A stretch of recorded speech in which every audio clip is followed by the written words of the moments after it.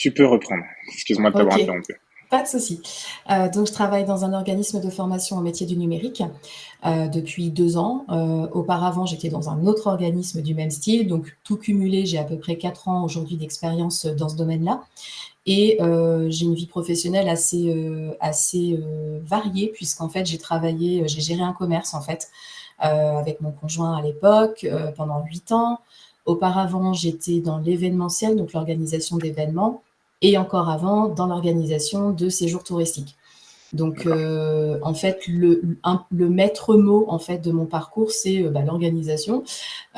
C'est quelque chose qui m'est assez naturel et que j'aime faire, que je retrouve pas forcément dans mon métier actuel. Et ça m'amène justement aux raisons de pourquoi je fais cette formation. C'est que à court terme ou moyen terme, j'aimerais du coup changer éventuellement de poste, voire d'entreprise, puisque pour l'instant, il n'y a pas d'opportunité au sein de l'entreprise dans laquelle je travaille pour me diriger vers un métier qui soit plutôt tourné vers l'organisation, la coordination. Donc en cherchant un petit peu, en renseignant, je me suis dit, mais en fait, j'en ai quasiment toujours fait pendant mes expériences, de l'organisation, de la coordination.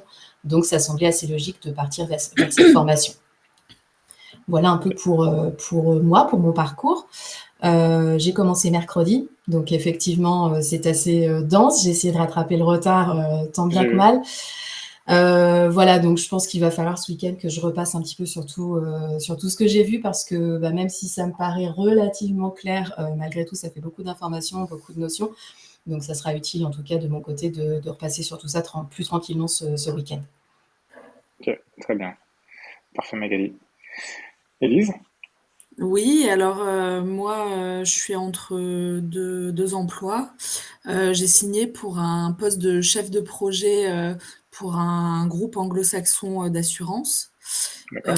Voilà, moi j'ai fait de l'expertise d'assurance post-sinistre pendant 8 ans pour un cabinet d'experts indépendants.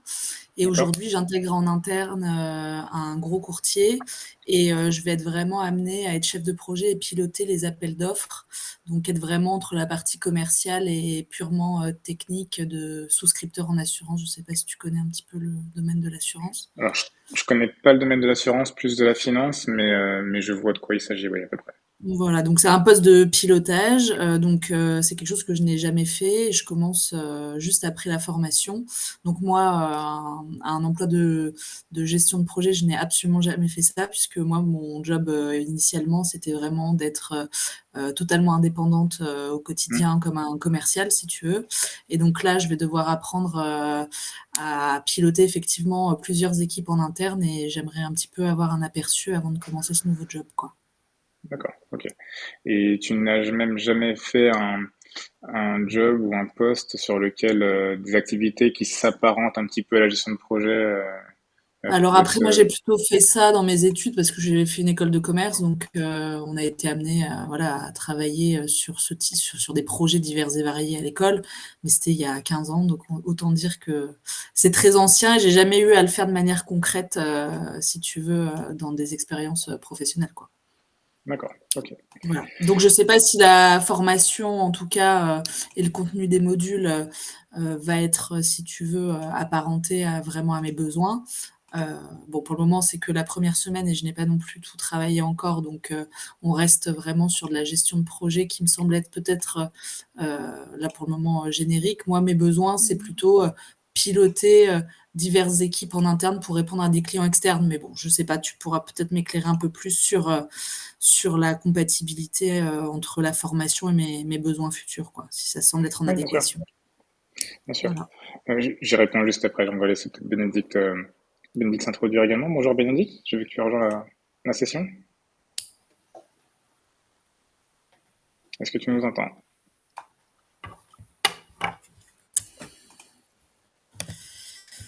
A priori pas. Au moins, la session est enregistrée au cas où. Donc, pour te répondre, Elise, oui, Oui. la formation va pouvoir, je pense, répondre à tes besoins. Dans cette formation, durant 4 semaines, l'idée est de pouvoir apporter les fondamentaux dans la gestion de projet. Donc, on va aller un petit peu dans le détail de ce qu'il faut savoir réaliser, ce qu'il faut savoir prendre en main, euh, et en fait, tout le bagage qu'un chef de projet est censé emmener avec lui pour mener à bien un projet. Et c'est vrai que c'est pour tout domaine confondu. J'essaie de prendre des exemples divers et variés qui ne sont pas forcément du contexte duquel je viens, mais qui c'est pour aussi prouver que la gestion de projet peut s'associer à n'importe quel contexte, que ce soit personnel, l'organisation d'un anniversaire, ou professionnel, dans l'industrie, dans n'importe quel domaine. Donc l'idée est que voilà, je pense que tu pourras ressortir avec un bagage, en tout cas j'espère que tu auras appris des choses et qui te serviront pour pouvoir utiliser, enfin en tout cas gérer ton nouveau job que tu commenceras après la formation. De toute façon, il y a l'examen, c'est ça, ça c'est j'imagine un cas pratique qui va nous Yes. être demandé. Le mi-mai, c'est ça, le 16 mai ou Oui, enfin, le 16 mai, ouais.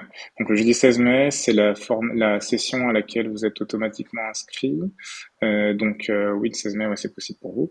Donc l'idée est que au 16 mai, vous passerez la certification qui vous permettra, en tout cas, de passer l'examen. Après, je sais pas au bout de combien de temps il réalise la, les corrections, mais oui, au 16 mai, c'est tout à fait possible. OK.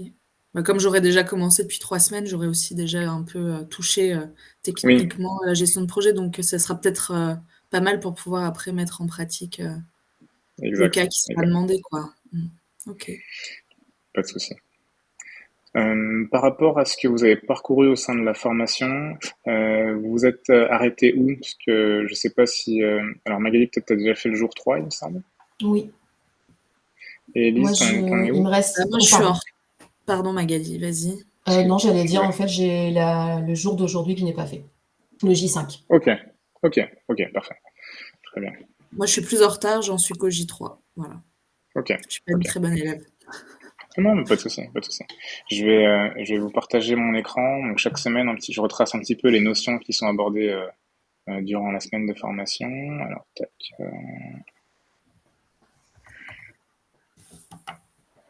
là.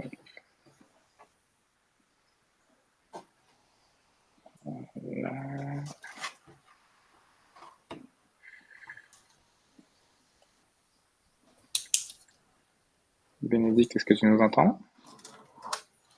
Elle a mis un petit mot dans le chat, en fait, Bénédicte, en Oui, disant qu'elle nous alors, entendait. Ouais. mais qu'elle pouvait pas répondre. Oui, ok, exact. Merci. Ok. Bon, tant qu'elle peut suivre. En tout cas, Bénédicte, si tu as des questions, n'hésite pas à les poster dans le chat.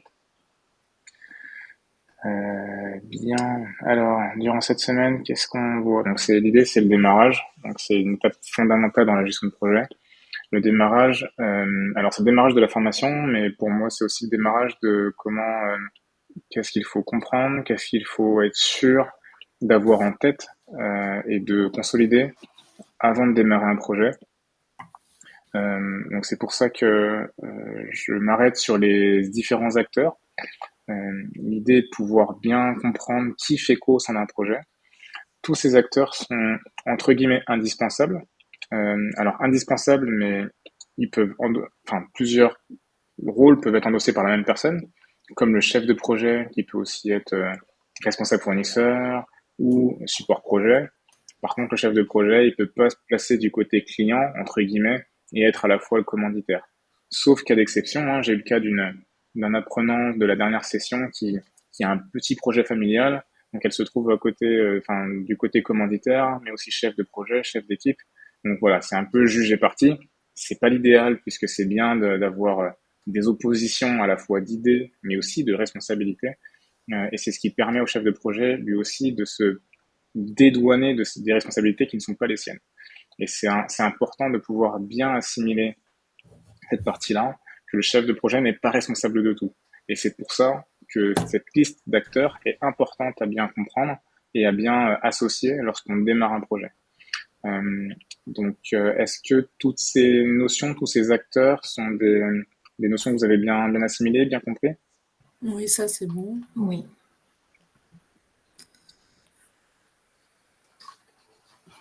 Alors juste pour revenir, tu dis, le chef de projet n'est pas responsable de tout. Le rôle d'un chef de projet, c'est vraiment de coordonner les équipes et d'avoir toutes les clés pour pouvoir répondre à la demande du commanditaire, c'est ça? Exactement. Donc, le commanditaire, c'est le porte-monnaie. Le commanditaire, il Le souhaite un client. projet, c'est les clients, il a des sous, Ok. c'est à lui ou à elle à qui vous rendez des comptes. C'est aussi simple que ça. Euh, le chef de projet doit rendre des comptes et doit répondre à son besoin. Mais pour répondre à son besoin, il doit utiliser des moyens. Et il doit aussi associer des personnes qui sont responsables de certaines tâches. Responsable utilisateur, c'est la personne à la fin qui va être responsable des personnes qui vont utiliser la solution, utiliser le produit du projet. Les fournisseurs pour la gestion de toutes les personnes qui vont interagir avec le projet, qui vont fournir des moyens au projet. Les responsables d'équipe par rapport à la partie opérationnelle, qui sont vraiment sur le terrain. Et l'autorité de changement, qui c'est plus un organisme un peu détaché, mais qui peut aussi être associé au comité de pilotage, donc à la gestion du projet. Donc ça peut être des personnes qui font partie déjà des acteurs qu'on a listés, mais qui sont désignés comme légitimes pour confirmer qu'un changement peut être opéré sur le projet. Et le support projet, c'est toute la partie administrative. Donc le chef de projet peut lui gérer des contrats avec les fournisseurs, hein. C'est pour ça que ça peut arriver. Mais en fonction des contextes entreprises, c'était mon cas dans des grandes entreprises, le support projet est totalement détaché. Ça veut dire qu'il y a une gestion des contrats avec les fournisseurs ailleurs, il y a une gestion de la partie administrative pour même enregistrer le budget du projet dans un outil. C'est soit le chef de projet, soit le support projet qui le réalise. Mais lorsque je dis que le chef de projet n'est pas responsable de tout, c'est aussi dans le sens où le chef de projet sent qu'il y a une limite qui est dépassée, il ne faut pas qu'il hésite à dire, mais voilà, cette limite est dépassée, la raison c'est celle-là. Il faut qu'un tel puisse réagir pour répondre aux besoins. Plutôt que de dire bah, on va dépasser le budget, le commanditaire va pas être content, c'est de ma faute, qu'est-ce que je peux faire pour résoudre le problème? Non, c'est pas l'approche. Ok. Est-ce que le chef de projet, du coup, c'est lui qui définit les rôles de chacun? Enfin, est-ce qu'il identifie en fait les personnes rattachées à toutes ces fonctions? Parce que bon, un chef d'équipe, voilà, c'est facile à identifier. Maintenant, est-ce qu'un responsable utilisateur, c'est toujours clair dans une entreprise? L'autorité de changement, est-ce que c'est lui qui va le définir? Est-ce qu'il va en parler avec le commanditaire? Comment ça se passe pour définir ces rôles? Donc c'est vrai que toute la partie utilisateur, autorité de changement, le commanditaire va pouvoir donner des informations qui vont pouvoir l'aiguiller.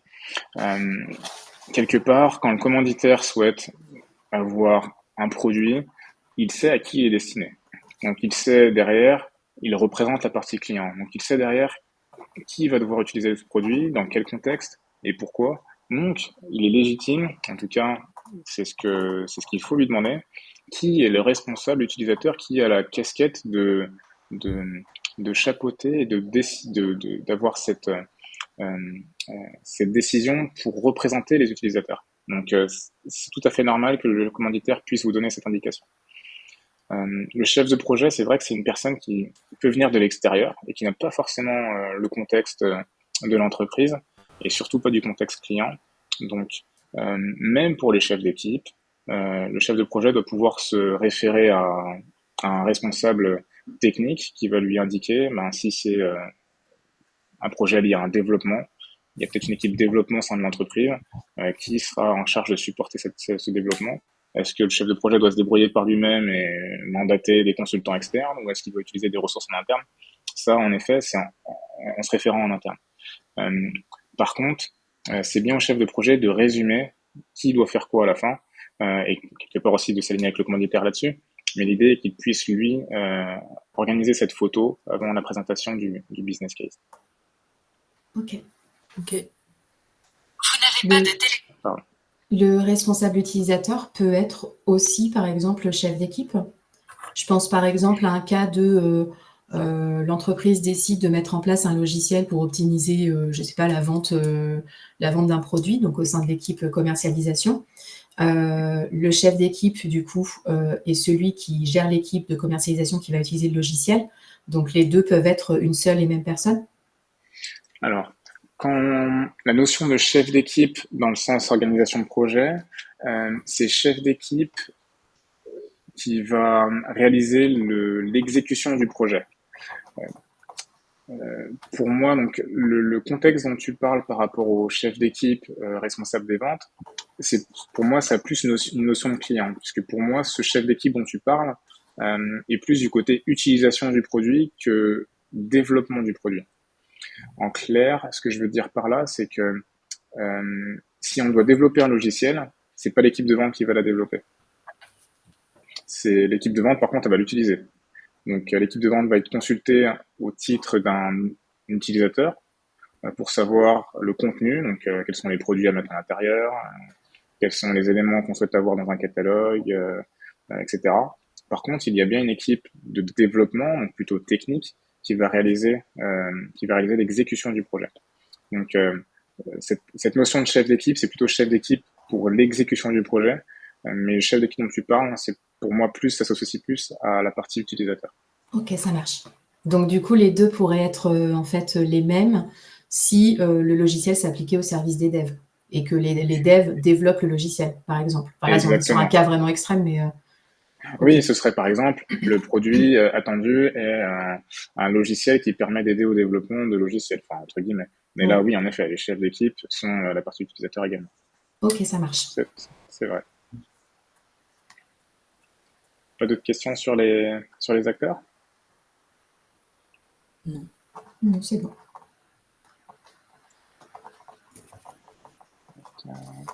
Donc le cahier des charges. Donc j'approche durant cette semaine de formation le cahier des charges, le business case. Le cahier des charges, si vous l'avez bien compris, c'est un petit peu le prémisse du business case. C'est la petite feuille de coin de bureau lorsque vous vous asseyez à côté du commanditaire, où il vous détaille un petit peu son besoin. Donc l'idée est d'avoir toutes les informations qui vous permettent de savoir de quoi on parle. Et c'est à ce moment-là que vous allez dire, OK, bon, il va falloir une équipe comme ça, une équipe comme ça, les utilisateurs, bon, il m'a dit que c'était de ce côté-là. Ça vous permet un petit peu de consolider le besoin et de l'avoir sur une feuille.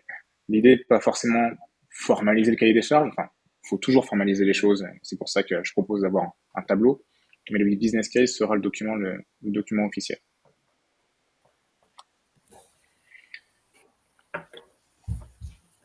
Donc après, j'approche des notions, je sais pas si Elise, tu les auras déjà parcourues, mais au moins tu Ça, les auras vues avec nous. j'ai vu, ouais. Ça, T'as j'ai vu? vu. Ok. Donc pour le business case, donc l'idée, c'est d'aller dans le détail, donc d'être formel dans ce qu'on attend par rapport au projet. C'est quelque part le contrat entre l'entreprise et l'équipe projet, et quelque part le chef de projet. Le chef de projet est la personne qui va rassembler toutes ces informations, qui du coup il va solliciter pas mal de personnes pour pouvoir le construire. Et le business case va contenir tous ces éléments, le sommaire, le contexte, le bénéfice, qu'il soit un bénéfice en gain pécunier ou pas pécunier, les contre-bénéfices, les délais, le retour sur investissement, les risques, tout ça constitue le business case. Est-ce que c'est quelque chose que vous connaissez? C'est des notions que vous avez déjà entendues? Moi, pas du tout, vu que j'en ai jamais fait, donc non. Ben, moi, le terme de business case, non, mais en fait, sur le principe, quand je regarde les différentes étapes, c'est à peu près ce que je faisais sur de l'événementiel, sur de la gestion de projet événementiel. Et puis, bah, le retour sur investissement, c'est quelque chose que j'entends pas mal, puisque du coup, je ne l'ai pas précisé, mais je travaille sur la partie commercialisation, en fait, B2B, au sein de Ok, l'organisme de formation. Donc, du coup, c'est une notion qui me parle bien. ok, on va bien. Oui, en effet, le retour sur investissement, c'est aussi une notion qui est utilisée dans beaucoup d'entreprises. L'idée, c'est de pouvoir être sûr que lorsque l'entreprise met de l'argent sur la table, elle est capable de le récupérer, oui, et d'en avoir un peu plus qu'avant. L'idée de faire du bénéfice. Donc oui, en effet, c'est une notion qui est assez connue. Et après, Elise, n'aie pas peur, hein, même si tu n'as jamais fait de business case, ces notions-là, c'est des notions que tu vas retrouver forcément. Il est possible que dans le contexte de l'entreprise dans laquelle tu rejoins, euh, tu vas avoir peut-être des notions qui vont être différentes, mais même des choses qui vont même peut-être être enlevées ou ajoutées. Mais ici, tu vas avoir la base de ce construit le business case ou qu'on appelle en français cas d'affaires. Ok. J'ai une petite question. Dans le cahier des charges, on parle des répercussions. Ici, on parle des contre-bénéfices. C'est la même Oui, chose, du coup? c'est la même chose. Oui, oui. Ok. Répercussion, c'est l'effet négatif perçu par le commanditaire lorsqu'il élabore le projet, lorsqu'il pense le projet. Il va peut-être penser par rapport à un logiciel, hein, justement, pour les ventes. Il va falloir penser à la période de transition, penser à ce que ce soit la période où on réalise le moins de ventes pour que ça puisse impacter le moins possible les équipes commerciales. Dans ce cas-là, je sais qu'il y aura une période d'indisponibilité où peut-être il va falloir mettre au chômage technique les commerciaux. Voilà, ça c'est une répercussion. Ok, merci. Je t'en prie. Donc ensuite, par rapport à la communication. Donc ça, c'est un vaste sujet. La communication, pour moi, c'est l'élément clé par rapport à la gestion de projet. Euh, En tant que chef de projet, vous êtes un peu au cœur de tout. Vous avez vu, vous avez pas mal d'acteurs qui interagissent avec vous. Ils sont plutôt variés. En plus, je les ai listés, mais il est possible que derrière un titre de responsable utilisateur, en fait, il peut y en avoir plusieurs. Il peut y avoir aussi plusieurs chefs d'équipe. Donc l'idée est de pouvoir, et aussi des parties prenantes. Donc parties prenantes, c'est les personnes qui gravitent autour du projet, mais qui n'ont pas forcément un lien direct avec le projet. Ils ont peut-être juste besoin d'avoir de l'information parce qu'ils ont peut-être une dépendance avec vous. Euh, Imaginons on peut toujours revenir à ce logiciel pour les ventes. Euh, si, si en effet c'est lié au fait qu'on réalise des nouvelles ventes et des nouveaux produits, peut-être que les personnes vont être intéressées de savoir quand est-ce que le logiciel sera abouti pour justement réaliser une communication autour ou pour justement lancer un autre projet qui va impliquer les mêmes personnes. Donc, l'idée est de pouvoir construire de manière synthétique l'ensemble des personnes qui sont susceptibles de recevoir une communication, de les lister aussi dans le temps par rapport au plan de communication et de se dire, ben voilà, grosso modo à cette date, il faut pas oublier de communiquer qu'on a fini de l'initialisation, qu'on va démarrer le projet. À cette date, de définir qu'on a fini la phase 1, la phase 2, à qui on doit transmettre ces informations et comment. Ça va surtout dépendre aussi de la grosseur du projet. Un projet qui va pas nécessiter beaucoup d'investissement aura pas du tout d'intérêt d'avoir la matrice et le plan de communication. Si le projet, par contre, est très gros, très volumineux et implique beaucoup de personnes, c'est important de l'avoir parce que ça vous évitera d'aller chercher à droite à gauche. En fait, ah oui, mince, j'ai envoyé une communication, mais je sais pas si les bonnes personnes sont à l'intérieur. Donc, c'est un peu l'idée. Ok.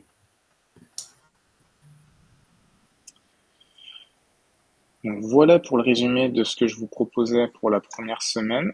Est-ce que vous avez des questions? Et je suis en train de penser que je me suis pas du tout présenté parce que j'ai dit que je le ferais après vous, mais je l'ai pas fait.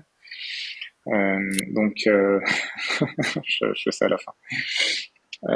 Donc moi, en tant que chef de projet, j'ai un parcours en fait, pour moi, la gestion de projet, c'est un aboutissement.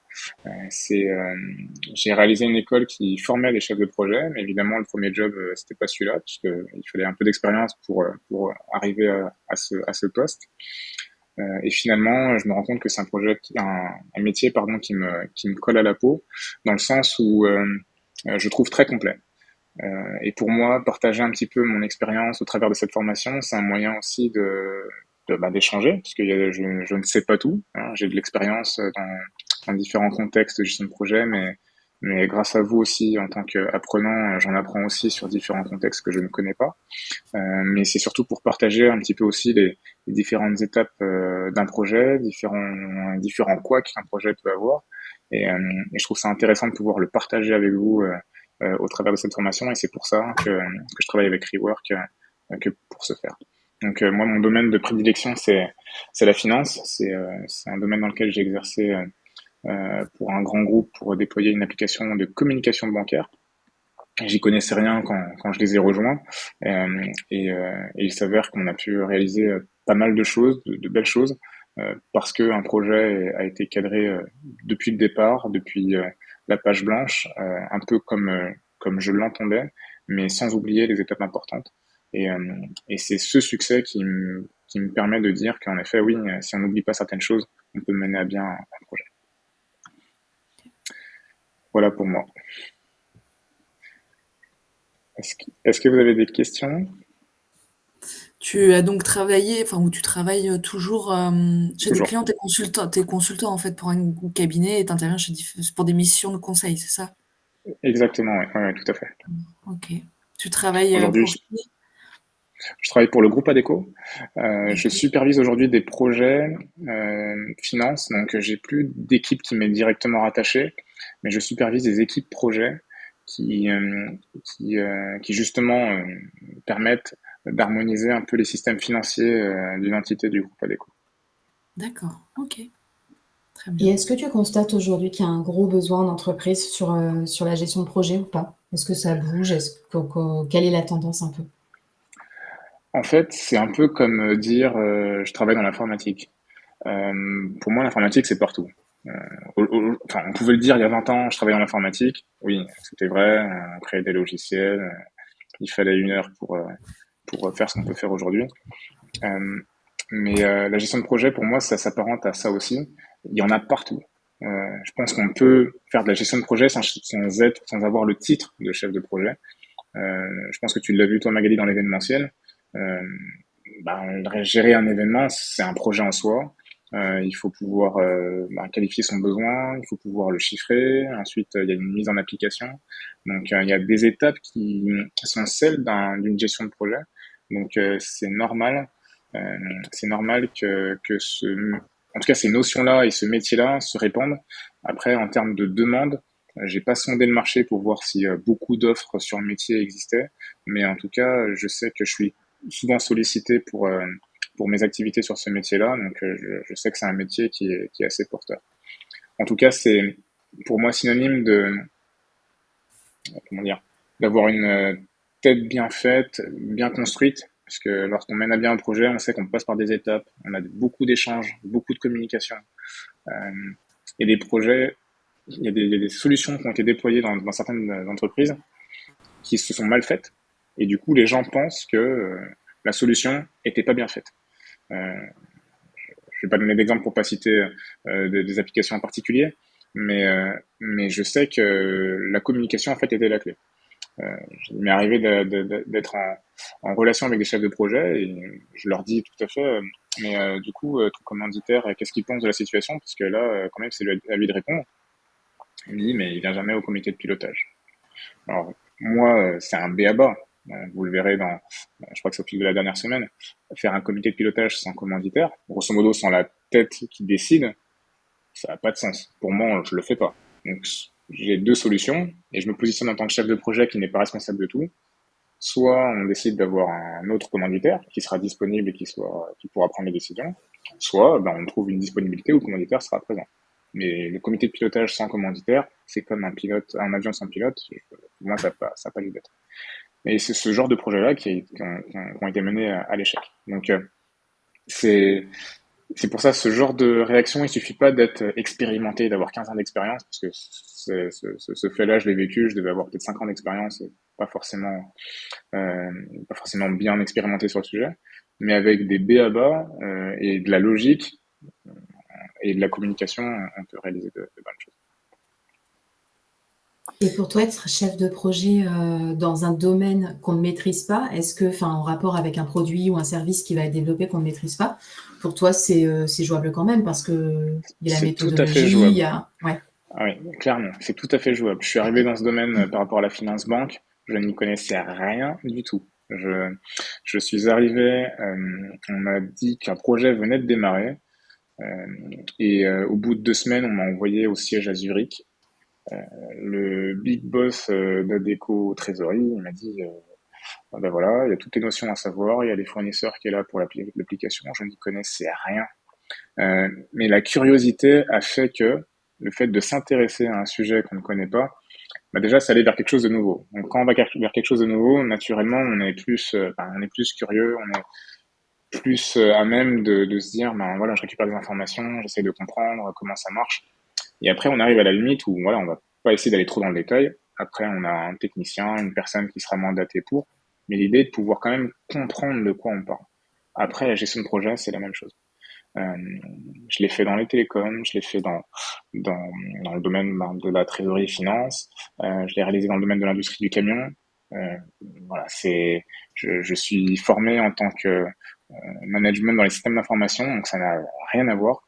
Et pourtant, la gestion de projet peut s'appliquer dans tous les domaines. Demain, on m'appelle pour l'aéronautique ou pour l'immobilier, ça me ferait vraiment pas peur. ok. Ouais, donc c'est ça qui est intéressant, c'est que c'est transposable à n'importe quel environnement en fait. Tout à fait, tout à fait.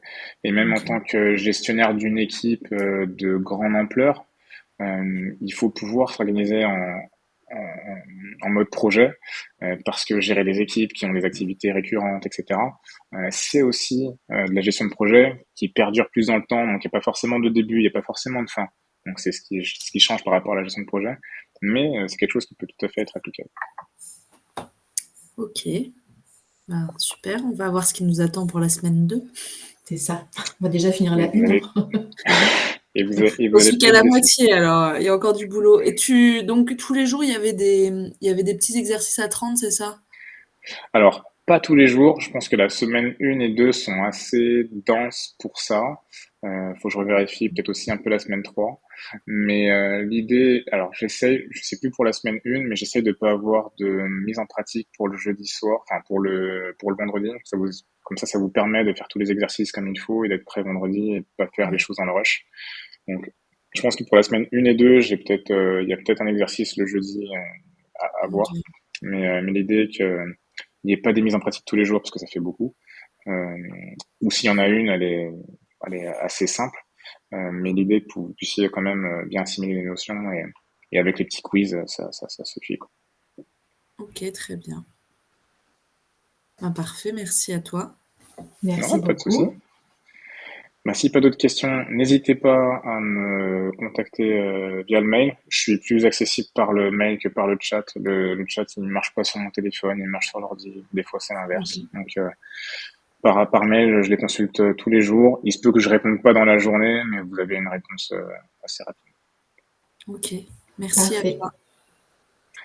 Eh ben, excellent week-end à vous, bon courage, bon Merci, rattrapage. Merci. et à la Et semaine puis je vous dis à prochaine. vendredi prochain. Ça Ça marche. marche. Merci. Bon Au revoir, week-end à vous. merci. Au revoir.